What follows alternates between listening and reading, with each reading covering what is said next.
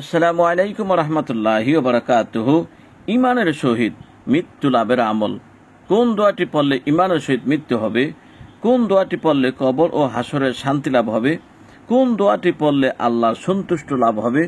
কিয়ামতের দিন পিতা মাতা ও সকল মুমিনের মাগফিরাত কামনার জন্য দোয়াটি পড়বেন। এবং সর্বশেষ কিয়ামতের দিন লাঞ্ছনা হতে বেঁচে থাকার আমল বলবো ইনশাআল্লাহ। চলুন তাহলে ইমানের সহিত মৃত্যু লাভের আমল। ইয়া আহাদু ইয়া আহাদু, এই ইসিমটি সকাল ও বিকাল 41 বার পাঠ করিলে আল্লাহর ফজলে তাহার ইমানের সহিত মৃত্যু হবে। তাহলে আমরা এই দোয়াটি বেশি বেশি করে পড়ব, আমাদের ইমানের সহিত মৃত্যু হবে। তারপর দেখুন কবর ও হাসর শান্তি লাভের আমল।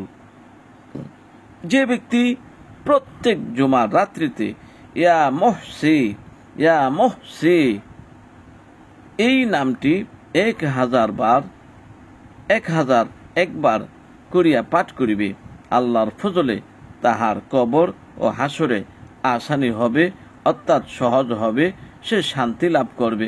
তাহলে আমরা এই দোয়াটি পড়লে কবর ও হাসরে শান্তি লাভ করতে পারব। এবার চলুন মহান আল্লাহর সন্তুষ্ট লাভের আমল।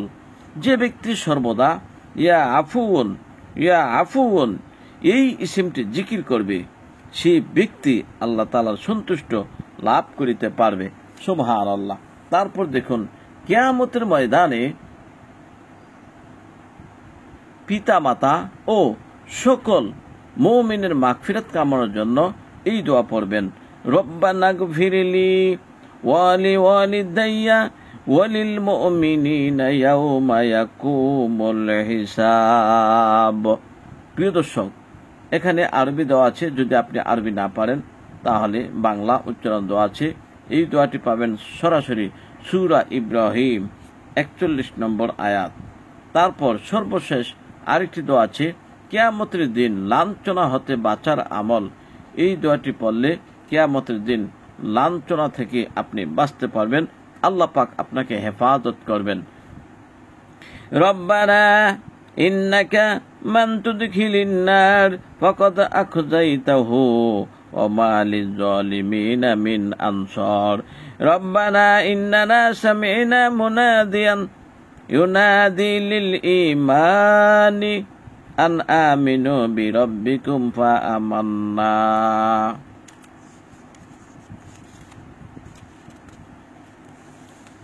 রব্বানা গফির লাহু যুনুবা ওয়া কাফির আন্না সাইয়্যাতিনা ওয়া তাওয়াফানা মা'আল আবরার।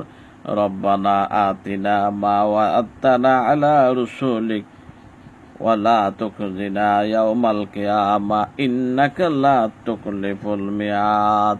প্রিয় দর্শক, এখানে বাংলা উচ্চারণ দেওয়া আছে, আপনি ইচ্ছে করলে ভিডিওটি পোস্ট করে তা মুখস্থ করে নিতে পারেন। এখানে বাংলা অর্থ দেওয়া আছে। তাহলে আমরা এই সূরাটি পাবো সূরা আল ইমরান 192 ও 194 নম্বর আয়াত।